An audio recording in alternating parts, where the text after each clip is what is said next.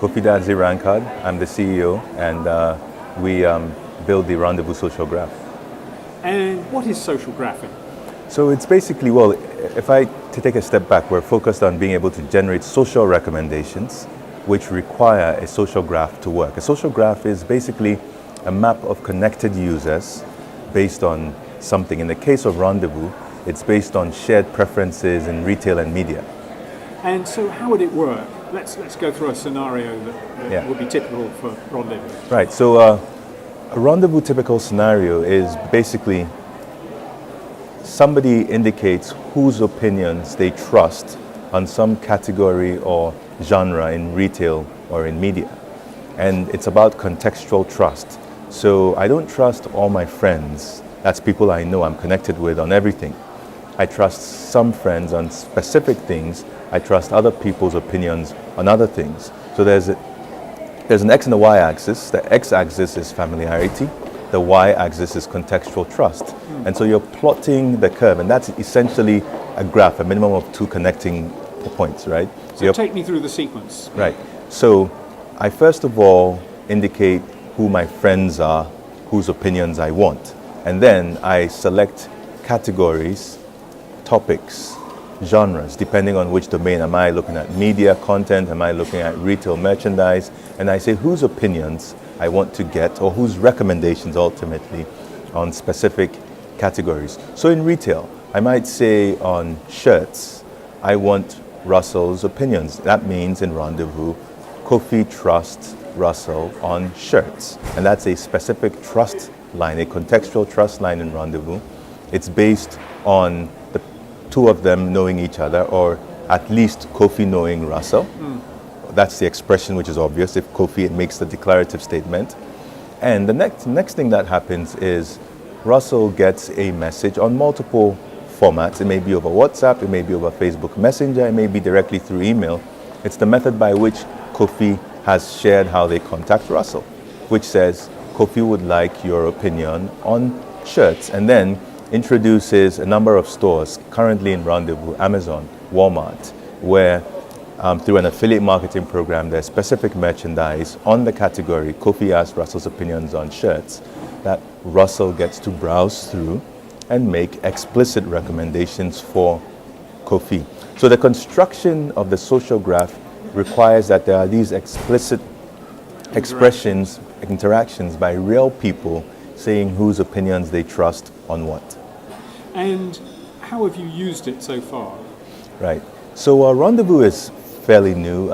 We spent the first year and a half constructing the graph infrastructure. The way in which you store big data in a graph format is not similar to traditional data storage. So it takes a while to calibrate it, tune it, get it right so that you can actually read the data from the graph and write back to it in real time at volume. Now, what we've done since then is to introduce two different domains. One is publisher media content, and then the other is retail merchandise. So we started actually with publisher media and advertising, where the Rendevous software development kit has been integrated into a publisher app, a number of publisher apps actually. And what people are doing with it is they are indicating which of their friends' opinions they want on different media topics. So in this case, it would be Kofi saying, I trust Russell's opinion on the English Premiership. Yeah. And so Russell's reading of English Premiership articles, which he rates positively, will become recommendations for Kofi, but not on other areas where Kofi hasn't indicated he trusts Russell's opinion. Yeah.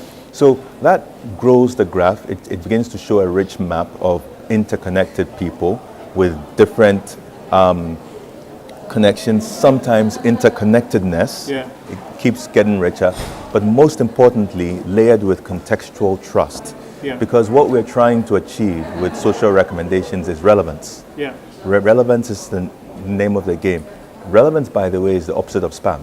Yeah. So in publisher media and content, and ultimately for trust and advertising, you can actually have people receive advertising which is relevant to them because it corresponds with their friends' ratings for them.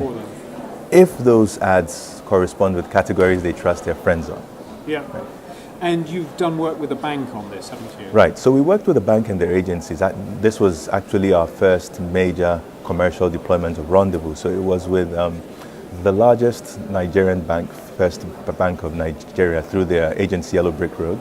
And their goal was basically to acquire a targeted audience whom they could engage with in their premium segment.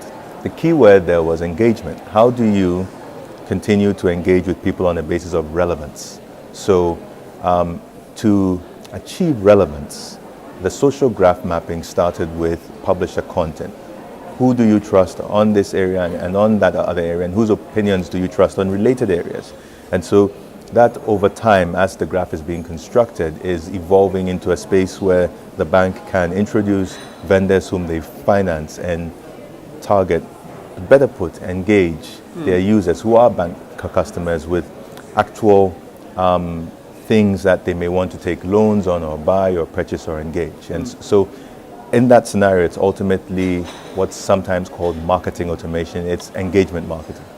And what's happening in terms of investment in the company? Because this is a new product for you, isn't it? It is. And actually, we have been working on a whole new round of capital. The reason really being that a social graph platform that needs to grow to scale, and especially for online retail, really takes Rancard out of our smaller existing comfort base, working mainly in West Africa and then in a few other countries as we have over time. And it changes our focus to developed markets like the US, where e-commerce is booming and where a product like this can really gain a captive audience of people who are increasingly looking for better innovation on how they find things which are relevant. And have you found investments yet? We have found some, mainly internal at this stage, and as investment goes, you want to do a number of rounds as you are growing the business and you're meeting your milestones so that you can have increasingly improved valuations as you're bringing in more money. So for the next couple years, we should probably be fine until the next round of scale.